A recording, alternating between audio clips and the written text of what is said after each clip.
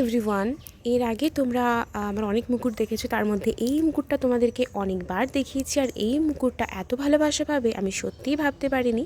মানে 5-6 জনের বেশি মানুষ এই মুকুটটা পছন্দ করেছে আর বলছে ওরা নেবে, বাট আমি দিতে পারিনি। আমার সত্যি খুব খারাপ লেগেছে, কারণ তারা ইমার্জেন্সিভাবে নিতে চেয়েছে, যে এসেই পছন্দ করে নিতে চেয়েছে। বাট আমাকে যদি তখন 2 দিন সময় দিত তাহলে হয়তো আমি বানিয়ে দিতে পারতাম, কিন্তু তাদের জন্য অনেক সরি।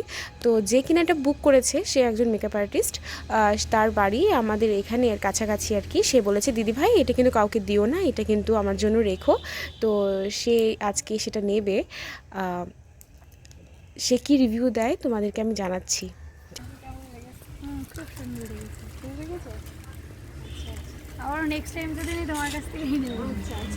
তো তোমরা তো শুনতেই পেলে যে মনটার কতটা ভালো লেগেছে।